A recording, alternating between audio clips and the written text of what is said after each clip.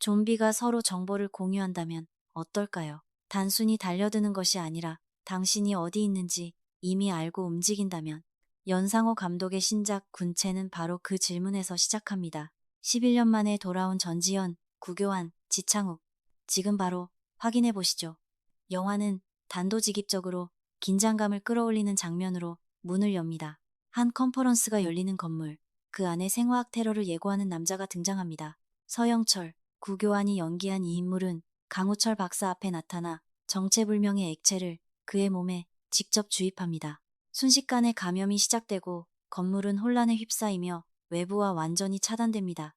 이 한 장면이 영화 전체의 판을 깔아주는 셈입니다. 문제는 서영철을 쉽게 제압할 수도 없다는 데 있습니다. 그는 이미 자신의 몸에 백신을 주입해 놓은 상태입니다. 경찰로서도 생존자들로서도 함부로 그를 건드렸다간 상황이 걷잡을 수 없이 악화될 수 있는 구조입니다. 이러지도 저러지도 못하는 절박한 상황 속에서 건물 안 생존자들은 패닉 상태에 빠지게 됩니다. 안전한 곳은 없고 믿을 수 있는 정보도 없는 상황. 그 혼란 속에 한 인물이 중심을 잡기 시작합니다. 권세정 교수, 전지현이 맡은 캐릭터입니다. 그는 감정에 무너지는 대신 냉정하게 상황을 파악하고 탈출 방법을 모색하기 시작합니다. 그런데 이 과정에서 놀라운 사실이 드러납니다. 좀비들이 단순히 빛이나 소리, 움직임에 반응하는 수준이 아니라는 것입니다. 이들은 서로 정보를 주고받고 있었습니다. 건물 안 생존자들이 어디에 있는지, 어느 방향으로 이동하는지를 집단적으로 공유하며 움직이고 있었던 것입니다.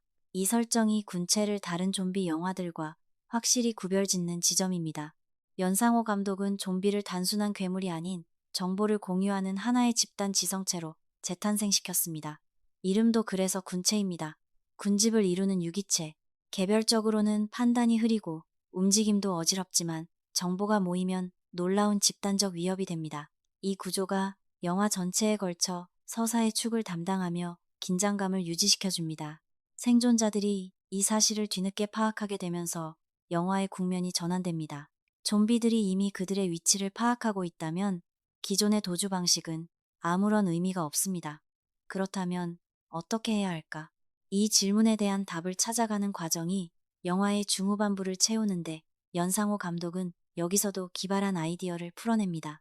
생존자들은 좀비의 정보 공유 체계 자체를 역이용하는 방법을 고안해내고 그것이 탈출의 실마리가 됩니다. 설정을 단순히 공포의 도구로만 쓰지 않고 이야기의 논리 안으로 끌어들인 것, 이 점이 이 영화의 미덕 중 하나입니다. 연상호 감독 스스로도 이 작품의 출발점에 대해 흥미로운 이야기를 한 바 있습니다. 제작 발표회 자리에서 그는 인공지능이 지배하는 세상에서 인간의 개별성이 점점 무력해지는 상황을 오래 생각해왔다고 밝혔습니다. 그리고 그 고민이 좀비물과 결합하면서 군체라는 형태로 완성됐다고 했습니다. 실제로 영화를 보다 보면 그 메시지가 스토리 곳곳에 촘촘하게 배어 있다는 걸 느끼게 됩니다. 좀비들은 연결되고 공유함으로써 강해지지만 잘못된 정보 하나가 집단 전체의 판단을 흔들기도 합니다. 반면 생존자들은 지식을 가진 리더를 중심으로 연대하고 각자의 역할을 다하며 살아남으려 합니다. 이 두 집단의 대비는 단순한 선과 악의 구도가 아니라 오늘날 우리가 마주한 집단 지성의 가능성과 취약성에 대한 질문처럼 읽힙니다. 배우들의 앙상블도 이 영화의 큰 자산입니다. 무엇보다 전지현의 복귀는 그 자체로 화제였습니다. 마지막 스크린 출연이 무려 11년 전이었으니 팬들 입장에서는 감회가 남다를 수밖에 없었겠죠. 그리고 결과적으로 그 기다림이 헛되지 않았습니다. 그가 연기한 권세정은 지성과 리더십을 겸비한 캐릭터로 좀비들을 상대로 한 거친 액션과 생존자들을 이끌어가는 단호한 모습, 그리고 동료들이 하나둘 희생될 때마다 감정이 흔들리는 장면까지 유려하게 소화해냈다는 평가를 받고 있습니다. 특히 감정이 폭발하는 장면에서 절제와 표현 사이의 균형을 잘 잡았다는 점이 인상적입니다. 구교환이 연기한 서영철은 영화 전반에 걸쳐 미스터리한 긴장감을 만들어내는 캐릭터입니다. 천재의 생물학자이자 사태의 발단이 된 인물인 만큼 그 속내를 알 수 없는 불가해함이 이 인물의 핵심입니다. 구교환 특유의 얼어붙은 듯한 눈빛과 감정을 거의 드러내지 않는 연기 스타일이 캐릭터와 완벽하게 맞아떨어지며 극의 서늘한 온도를 더해줍니다. 다리가 불편한 누나 최연희를 업고 맨몸으로 좀비에 맞서는 최연석을 연기한 지창욱도 놓칠 수 없습니다. 신체적 고통과 극한의 보호 본능이 공존하는 캐릭터를 에너지 넘치게 표현해내며 영화의 감정적 무게를 함께 나눠 짊어졌습니다. 다만 이 작품에서 다소 아쉬움을 남기는 부분도 있습니다. 연상호 감독의 작품에 4편 연속으로 출연하며 사실상 연상호의 페르소나라는 별칭을 얻은 신현빈의 경우 이번 군체에서는 그 역량이 충분히 발휘되지 못한 느낌입니다. 맡은 캐릭터 공설이 자체가 주요 서사의 흐름에서 다소 벗어나 있기도 하지만 비극적인 상황에 직면하는 장면에서의 감정선이 이전 작들에서의 강렬함에 비해 제한적으로 느껴진다는 반응도 나오고 있습니다. 캐릭터의 비중 자체가 줄어든 탓인지 아니면 서사 구조상 공간이 주어지지 않은 탓인지 어느 쪽이든 조금은 아쉬운 대목입니다. 영화의 클라이맥스로 향하면서 공간은 좁은 건물 내부를 넘어 더 넓은 무대로 확장됩니다. 더 많은 좀비들이 군집을 이루며 그야말로 압도적인 규모의 공포를 만들어내는 장면이 펼쳐지는데 시각적인 충격과 함께 영화가 내내 구축해온 세계관의 완성도를 보여주는 장면이기도 합니다. 다만 후반부로 갈수록 생존자 집단에서 한 명씩 희생자가 나오는 흐름이 예측 가능해지는 측면이 있어 최후에 누가 살아남을지를 어느 정도 가늠할 수 있게 된다는 점에서 극적 긴장감이 일부 희석될 수 있다는 지적도 있습니다.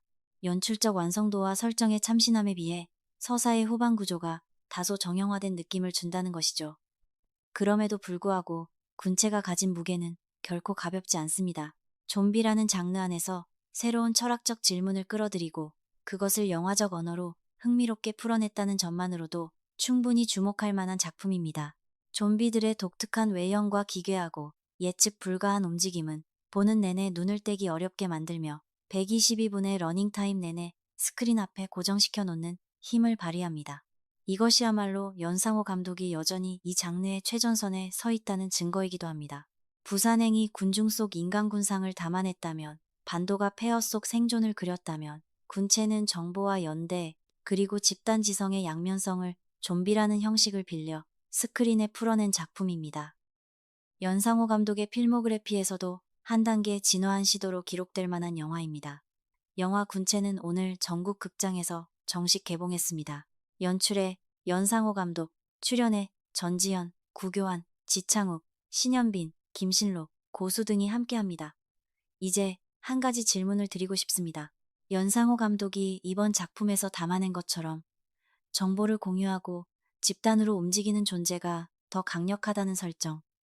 여러분은 이것이 좀비 영화 속 이야기로만 느껴지시나요? 아니면 지금 우리가 살아가는 세상 어딘가와 닮아 있다는 생각이 드시나요? 댓글로 여러분의 생각을 자유롭게 나눠주세요. 이 채널을 처음 방문하신 분들이라면 구독과 좋아요도 부탁드립니다. 이런 소식을 놓치지 않고 빠르게 만나보실 수 있습니다.